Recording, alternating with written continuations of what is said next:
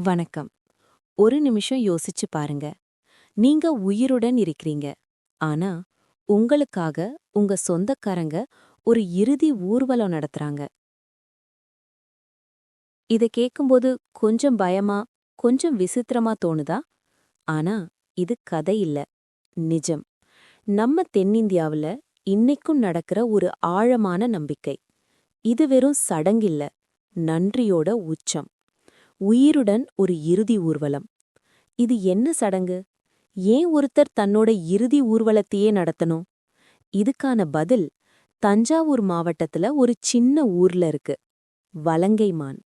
அங்க இருக்கிற மாரியம்மன் கோவில் வலங்கைமான். பாடை காவடி ஒரு அதிசய சடங்கு. வருஷந்தோறும் இந்த கோவிலில் ஒரு அதிசய காட்சி நடக்கும். பக்தர்கள் அவங்களே இறந்த மாதிரி படுத்துக்குவாங்க. பச்சை மூங்கில் பாடையில். அவங்க கை கால் கட்டப்பட்டிருக்கும். நெற்றியில் ஒரு காசு. முன்னாடி தீச்சட்டி எடுத்துக்கிட்டு சொந்தக்காரர்கள் நடப்பாங்க. மெதுவாக. எல்லாமே ஒரு நிஜமான இறுதி சடங்கு போல. ஆனா, ஒரே ஒரு வித்தியாசம். அந்த பாடையில் படுத்திருப்பவர்கள் உயிருடன் இருக்காங்க. ஏன் இந்த சடங்கு? ஒருத்தர் ஏன் தன்னோட மரணத்தையே நடிக்கணும்? அதுக்கான பதில் ஒரு பழைய கதையில இருக்கு. பொறைய கதை. ஒரு குழந்தை, ஒரு தெய்வம். 200 வருஷங்களுக்கு முன்னாடி ஒரு சின்ன குழந்தை. அவள பெயர் சீதலா. கைவிடப்பட்ட அந்த குழந்தைய கோவிந்தம்மாள் என்ற ஒரு பெண் தத்தெடுத்து வளர்த்தாங்க. அவளுக்கு வாழ்க்கை கிடைச்சது, அன்பு கிடைச்சது. ஆனா, அது நீண்ட நாள் நீடிக்கல. ஒரு கொடூரமான நோய். பெரியம்மை. 3 நாள்ல அந்த குழந்தை இறந்துச்சு. இங்கதான் கதை ஆரம்பம். அந்த தாய் மனசு உடைஞ்சு குழந்தைய வீட்டுக்கு பின்னால புதைச்சாங்க. ஆனா அதுக்கு பிறகு ஒரு விஷயம் நடந்தது. ஊர்ல நிறைய பேரிட்டு அந்த குழந்தை கனவில் தோன்ற ஆரம்பிச்சது. அவள் சொன்ன ஒரு வரி, எனக்கு உடம்பு இல்ல, ஆனா உயிர் இருக்கு. நம்பிக்கையின் பிறப்பு. அந்த ஒரு வரி முழு ஊரையே மாற்றுச்சு. அந்த குழந்தை சாதாரண குழந்தை இல்ல, மாரியம்மன் அவதாரம் என்று மக்கள் நம்ப ஆரம்பிச்சாங்க. அவள் இருந்த இடத்திலேயே ஒரு கோவில் கட்டுனாங்க. இன்று அந்த கோவில் ஒரு சக்தி மையம். மரணத்தை வென்ற நம்பிக்கை. இப்போ கேள்வி, இந்த கதைக்கும் பாடைக்காவடி சடங்குக்கும் என்ன தொடர்பு? மெதுவான பில்டப். அம்மன் நோயால் இறந்து பிறகு தெய்வமாக மாறினாள். அதே மாதிரி ஒரு பக்தர் ஒரு பெரிய நோயிலிருந்து தப்பிச்சு வரும்போது அவர் என்ன நினைப்பார்? என் பழைய வாழ்க்கை முடிஞ்சது, நான் ஒரு புதிய வாழ்க்கை பெற்றேன். ஒரு அடையாள மரணம். அதனால அவர் தன்னோட மரணத்தையே ஒரு தடவை நடித்து காட்டுறார். அது ஒரு சடங்கில்ல, ஒரு அர்த்தம். பழைய வாழ்க்கை முடிவு, புதிய வாழ்க்கை ஆரம்பம். வேண்டுதல் இல்ல, நன்றி. முக்கியமான விஷயம், இது ஒரு வேண்டுதல் இல்ல, இது நன்றி. டாக்டர்கள் கூட கைவிட்ட நிலையில் அம்மன் தான் காப்பாத்தினாங்க என்று நம்புறவர்கள் அந்த உயிருக்கு இந்த மாதிரி நன்றி சொல்றாங்க. எச்சரிக்கை கதை. 1940 காலத்துல ஒரு போலீஸ் அதிகாரி இந்த சடங்கை நிறுத்த சொல்லினார். ஆனா அதுக்கு பிறகு அவருக்கு திடீர்னு கண் பார்வை போயிடுச்சு. நோயும் வந்துச்சு. இறப்பதற்கு முன்னாடி அவர் ஒரு கடிதம் எழுதி வச்சார். இந்த சடங்கில் யாரும் தலையிடாதீங்க. இன்றும் தொடரும் மரபு. அந்த சம்பவத்துக்கு பிறகு இன்று வரை போலீஸ் துறையே இந்த திருவிழாவில் பங்கேற்கிறது. ஒரு காலத்தில் தடுத்தவர்கள் இன்று வணங்குகிறார்கள். சடங்கின் உச்சம். இந்த நேர்த்திக்கடன் சாதாரண விஷயமில்ல. பக்தர்கள் 9 நாள் விரதம் இருப்பாங்க. ஆற்றில் குளிப்பாங்க. முழு மனசோட அம்மனுக்கு ஒப்படைப்பாங்க. அந்த பாடையில் படுத்திருக்கும்போது அவர்கள் ஒரு மயக்க நிலை. புதிய வாழ்க்கை. கடைசியில் பூசாரி தீர்த்தம் தெளிப்பார். அந்த நொடி அவர்கள் எழுந்திருப்பார்கள். ஒரு புதிய மனிதராக, ஒரு புதிய வாழ்க்கையோட. இறுதி செய்தி. இது சடங்கில்ல, ஒரு உண்மை. ஒரு மனிதன் தன்னோட உயிரின் மதிப்பை உணர்ந்தா அவன் தன்னோட மரணத்தையே நடிக்க தயாராகிறான். இறுதி கேள்வி. ஒரு உயிரின் விலை என்ன? ஒரு இறுதி ஊர்வலமா அல்லது ஒரு இரண்டாவது வாய்ப்பா? தயக்கம். அந்த பதில் நம்ம ஒவ்வொருத்தருக்கும் நம்ம வாழ்க்கையில தான் இருக்கு. வணக்கம். ஒரு நிமிஷம் யோசிச்சு பாருங்க. நீங்க உயிருடன் இருக்கிறீங்க. ஆனா உங்களுக்காக உங்க சொந்தக்காரங்க ஒரு இறுதி ஊர்வலம் நடத்துறாங்க. இத கேக்கும்போது கொஞ்சம் பயமா, கொஞ்சம் விசித்திரமா தோணுதா? ஆனா இது கதை இல்ல, நிஜம். நம்ம தென்னிந்தியாவுல இன்னைக்கும் நடக்கிற ஒரு ஆழமான நம்பிக்கை. இது வெறும் சடங்கில்ல, நன்றியோட உச்சம். உயிருடன் ஒரு இறுதி ஊர்வலம். இது என்ன சடங்கு? ஏன் ஒருத்தர் தன்னோட இறுதி ஊர்வலத்தையே நடத்தணும்? இதுக்கான பதில் தஞ்சாவூர் மாவட்டத்துல ஒரு சின்ன ஊர்ல இருக்கு. வலங்கைமான். அங்க இருக்கிற மாரியம்மன் கோவில் வலங்கைமான். பாடை காவடி ஒரு அதிசய சடங்கு.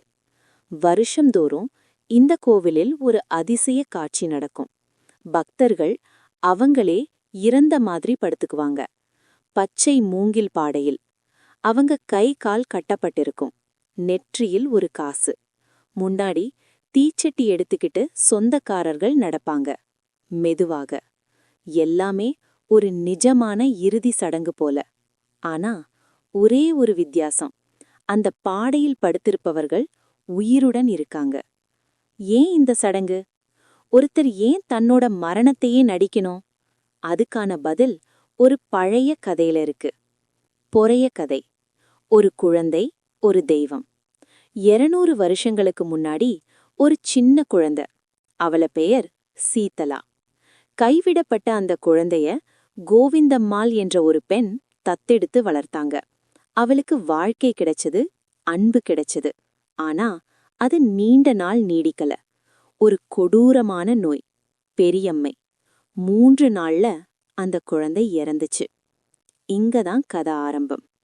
அந்த தாய் மனசு உடைஞ்சு குழந்தைய வீட்டுக்கு பின்னால புதைச்சாங்க. ஆனா அதுக்கு பிறகு ஒரு விஷயம் நடந்தது. ஊர்ல நிறைய பேருக்கு அந்த குழந்தை கனவில் தோன்ற ஆரம்பிச்சது.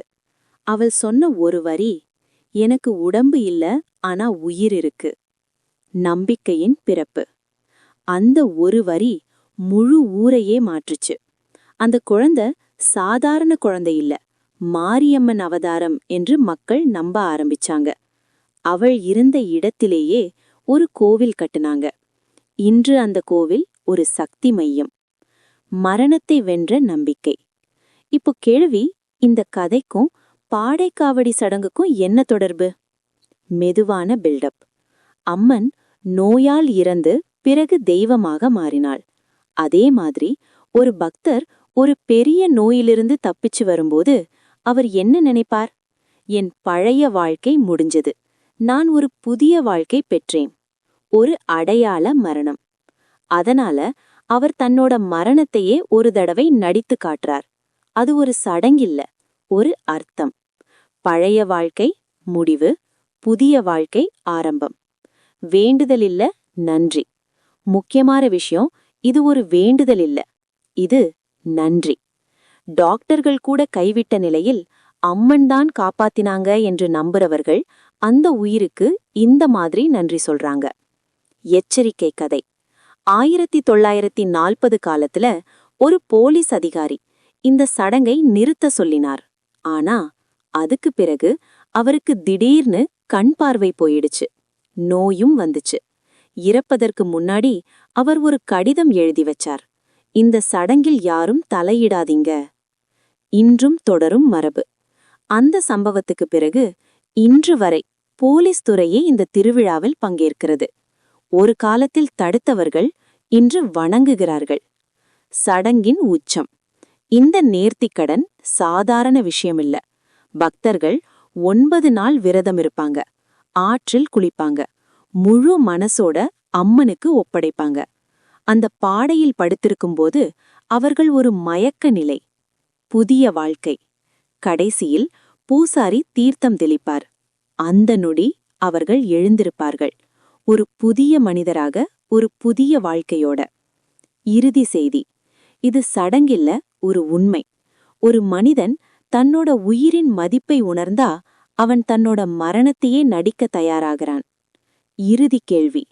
ஒரு உயிரின் விலை என்ன? ஒரு இறுதி ஊர்வலமா அல்லது ஒரு இரண்டாவது வாய்ப்பா? தயக்கம். அந்த பதில் நம்ம ஒவ்வொருத்தருக்கும் நம்ம வாழ்க்கையில தான் இருக்கு. வணக்கம். ஒரு நிமிஷம் யோசிச்சு பாருங்க. நீங்க உயிருடன் இருக்கிறீங்க. ஆனா உங்களுக்காக உங்க சொந்தக்காரங்க ஒரு இறுதி ஊர்வலம் நடத்துறாங்க.